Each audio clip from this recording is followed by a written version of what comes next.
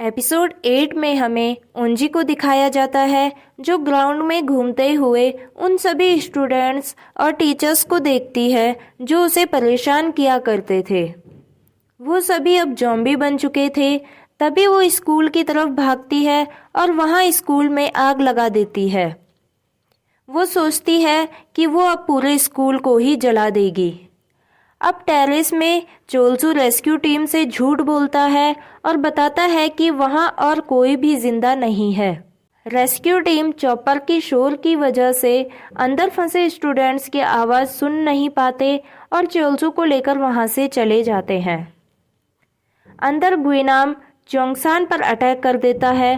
तभी नामरा जो half B बन चुकी थी उसमें भी ज़ॉम्बीज़ के सिम्टम्स दिखाई देने लगते हैं। उसमें भी अब हाफ ज़ॉम्बी की पावर आ जाती है और अब वो गुइनाम को गर्दन से पकड़कर उसे सीढ़ियों से नीचे फेंक देती है। अब उंजी स्टाफ रूम में आग लगा चुकी थी। आग इतनी ज़्यादा बढ़ चुकी थी कि फायर अलार्म बज जाता है, जिसकी वजह से सभी इमरजेंसी एग्जिट ओपन हो जाते हैं। अब टेरेस का दरवाज़ा भी खुल गया था और सभी स्टूडेंट्स वहां से बाहर निकल जाते हैं।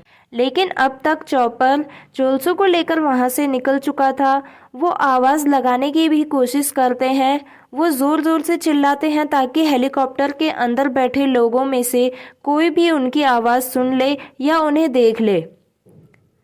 पर अब इसका कोई फ़ायदा नहीं था। वो लोग यहाँ से जा चुके थे। यहाँ गुइनाम चोंगसान से बदला लेने के लिए दरवाजे को जोर जोर से पीटने लगता है। चोंगसान दरवाजे के नज़दीक जाता है तो उसे पता चलता है कि गुइनाम अभी यहाँ से गया नहीं है। नामरा को अब छोटी से छोटी आवाज़ भी सुनाई देने लगी थी और वो उन्हें बताती है कि उसका हाथ टूट चुका है और वो यहाँ से अब निकल गया है। उंजी भी स्कूल को आग लगाने के बाद साइकिल में बैठकर वहां से निकल जाती है। अब आर्चरी रूम में हारी और उसके ग्रुप को दिखाया जाता है जो वहां से निकलने की सोचते हैं, लेकिन उस इंजर्ड लड़के की वजह से ये लोग यहीं फंस जाते हैं। टेरेस में फंसे स्टूडेंट्स SOS का साइन बनाने लगते हैं ताकि अगर फिर से कोई भी चॉपर आए तो वो उन्हें देख ले। वहीं हम ओंजो के डैड को देखते हैं जो एक मैप की हेल्प से स्कूल के अंदर जाने की प्लानिंग कर रहे होते हैं। मिस्टर ली की रिसर्च नोट से पता चलता है कि जैसे जैसे दिन बीतते हैं वैसे वैसे ज़ॉम्बीज़ की बॉडी में चेंजेस आने लगते हैं। यहाँ डिटेक्टिव उस व्लॉगर की हेल्प करने की वजह से खुद भी फंस चुका था। डिटेक्टिव उस व्लॉगर से पूछता है कि वो यहाँ क्यों आया, जिस पर व्लॉगर कहता है कि वो लाइव स्ट्रीमिंग कर रहा था। ये सुनते ही डिटेक्टिव उसके सर पर मारते हैं तो वो व्लॉगर कहता है कि वो सिर्फ सच्चाई बताने के लिए यहाँ आया था, क्योंकि सोशल मीडिया में सभी इसे फेक न्यूज़ बता रहे हैं। अब डिटेक्टिव ज़ॉम्बीज़ का ध्यान भटकाने के लिए कुछ बास्केट नीचे गिराता है, लेकिन ज़ॉम्बीज़ अब उसकी आवाज़ के पीछे नहीं जाते। वो जहाँ पर खड़े थे वहीं पर खड़े रहते हैं। जैसे कि मिस्टर ली ने कहा था, उन पर चेंजेस आने लगते हैं। उन पर इसकी आवाज़ का अब कोई असर नहीं हो रहा था। तभी जो पुलिसमैन डिटेक्टिव को वहीं छोड़कर भागा था वो वहाँ एक बस लेकर आ जाता है। डिटेक्टिव और व्लॉगर दोनों बस के ऊपर कूद जाते हैं और वहाँ से निकल जाते हैं। डेसू ओंजो से SOS का मतलब पूछता है। ओंजो कहती है कि इसका कोई मतलब नहीं होता, ये बस एक साइन है। डेसू कहता है कि तुम्हें इसके बारे में कुछ भी नहीं पता और नामरा के पास इसका पता करने के लिए चला जाता है, जिस पर ओंजो भड़क जाती है और कहती है कि क्या मैं झूठ बोल रही हूँ, मुझे कुछ पता नहीं है क्या। देखते ही देखते अब शाम हो जाती है और ठंड बढ़ जाती है। ये सभी आग जलाने की कोशिश करते हैं, लेकिन इसके लिए इन्हें काफ़ी ज़्यादा मेहनत करनी पड़ती है। ये बारी बारी से आग जलाने की कोशिश करते हैं, लेकिन आग नहीं जल पाती। तभी आखिर में नामरा आती है और अपने पॉकेट से एक लाइटर निकालकर इन्हें देती है और कहती है कि मैं स्मोक करती हूँ और तुम इस लाइटर का यूज़ कर सकते हो। सभी स्टूडेंट्स नामरा को घूरने लगते हैं क्योंकि वो इतनी देर से मेहनत कर रहे थे और वो आखिर में आकर उन्हें लाइटर देती है। अब हमें बस में डिटेक्टिव और उसके साथ बच्चों को दिखाया जाता है। डिटेक्टिव पुलिसमैन को कहता है कि तू तो धोखेबाज निकला, तू हमें वहीं छोड़कर भाग गया था। तो वो पुलिसमैन कहता है कि मैं भागा नहीं था, मैं मदद लाने के लिए गया था और देखो मैं बस लेकर आया हूँ। ये लोग बात कर ही रहे होते हैं, तभी इनकी गाड़ी से एक एक्सीडेंट हो जाता है।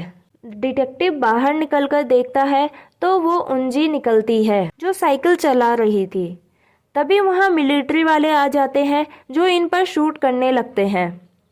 डिटेक्टिव उंजी को बचाते हुए उसके आगे आ जाता है और उन्हें अपना बैज दिखाते हुए कहता है कि मैं एक पुलिस वाला हूँ, और वो उन्हें वहाँ से लेकर चले जाते हैं। आर्चरी रूम में मीजिन एरो चलाना सीख रही होती है जिससे वो भी ज़ॉम्बीज़ को मार सके। अब हारी और मीजिन आपस में बात करते हैं। फाइनली ये अब एक अच्छे दोस्त बन जाते हैं। टेरेस में बैठे स्टूडेंट्स एक दूसरे से बात कर रहे होते हैं। वो सभी अपने अपने बारे में एक दूसरे को बताते हैं कि कौन किसे पसंद करता है। अब हमें नायोन को दिखाया जाता है जो म्यूजिक रूम में आ जाती है। यहाँ एक ज़ॉम्बी का पैर पियानो के नीचे फंसा हुआ था जिससे वो बार बार बज रहा था। नायोन इसे रोकती है और वहाँ से कैमरा उठाती है जिस पर उन सभी स्टूडेंट्स की वीडियो क्लिप थी, जिसे देखने के लिए वो फूड स्टोरेज रूम में चली जाती है। वीडियो क्लिप देखने के बाद वो काफ़ी ज़्यादा इमोशनल हो जाती है और उन सभी की हेल्प करने के लिए वो एक बैग में खाने का कुछ सामान भरने लगती है। तभी उसे च्योंगसान की वीडियो क्लिप सुनाई देती है जिस पर वो कह रहा होता है कि मॉम, मेरा फ्रेंड मारा गया और आप उसके घर पर बता देना। अब उसे उन सभी के फ्लैशबैक आने लगते हैं कि कैसे उन सभी ने उस पर मर्डर का आरोप लगाया, जिससे वो खाने का बैग वहीं फेंक देती है। वहीं टेरेस में नामरा से पूछा जाता है कि उसने स्मोक करना कब स्टार्ट किया। तब नामरा बताती है कि मैंने 8th क्लास में स्मोक करना स्टार्ट कर दिया था, क्योंकि उस टाइम पे मेरा कोई भी फ्रेंड नहीं था और ना ही कोई मुझसे बात करता था। मैं बहुत ज़्यादा अकेली थी। तो उंजो कहती है कि तुम्हें हमसे बात करनी चाहिए थी। नीचे क्लास में बैठी नायोन को कुछ फ्लैशबैक आते हैं जब वो क्लास छोड़कर भागी थी और टीचर सुनवा उसे बचाने के लिए उसके पीछे गई थी। ये दोनों ज़ॉम्बीज से बचकर काफ़ी आगे बढ़ गए थे। तभी च्योंगसान का फ्रेंड ग्योंगसू, जो नायोन की वजह से ही ज़ॉम्बी बन चुका था, इन पर अटैक कर देता है।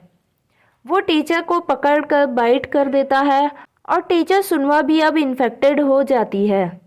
काफ़ी कोशिश करने के बाद टीचर सुनवा उसे अपने से दूर करती है और नायोन को एक रूम तक ले जाती है और उसे वहां बंद कर देती है। टीचर सुनवा नायोन को कहती है कि तुमने जो भी किया गलत किया, तुम्हें ऐसा नहीं करना चाहिए था, तुम्हें ऐसी सिचुएशन को समझना चाहिए था। और अब नायोन की वजह से टीचर सुनवा भी इन्फेक्टेड हो जाती है और वो भी ज़ॉम्बी बन जाती है। और जाने से पहले नायोन से कहती है कि अगर हो सके तो उन लोगों की मदद ज़रूर करना। अब टीचर भी ज़ॉम्बी बन जाती है और नायोन अब अकेली पड़ जाती है। नायोन को टीचर सुनवा की कही हुई बात याद आती है और वो दोबारा से खाने का बैग उठाती है और क्लासरूम से बाहर निकल जाती है उन लोगों की मदद करने के लिए। वहीं टेरेस में बैठे स्टूडेंट्स अब च्योंगसान से पूछते हैं कि तुम किसे पसंद करते हो। तो च्योंगसान कहता है कि मैं भी एक लड़की को पसंद करता हूँ, मैं उसके साथ काफ़ी टाइम से हूँ। अब नायोन जैसे ही क्लासरूम से बाहर निकलती है, वहाँ गुइनाम खड़ा रहता है। नायोन को लगता है कि वो इन्फेक्टेड नहीं है, लेकिन थोड़ी ही देर में गुइनाम नायोन पर अटैक कर देता है। वो उसे बाइट कर देता है और बहुत सारा ब्लड नीचे गिरने लगता है। अब वो वहाँ से बाहर निकलता है और एक पाइप की हेल्प से टेरेस में जाने लगता है। अब ओंजो च्योंगसान से पूछती है कि वो लड़की कौन है जिसे तुम पसंद करते हो। तो च्योंगसान ओंजो से कहता है, वो तुम हो ओंजो, मैं तुम्हें बहुत पसंद करता हूँ। ओंजो सबसे कहती है कि ये मजाक कर रहा है, ऐसा कुछ भी नहीं है, तुम इसकी बात को सीरियस मत लो। और वहाँ से उठकर आगे चली जाती है।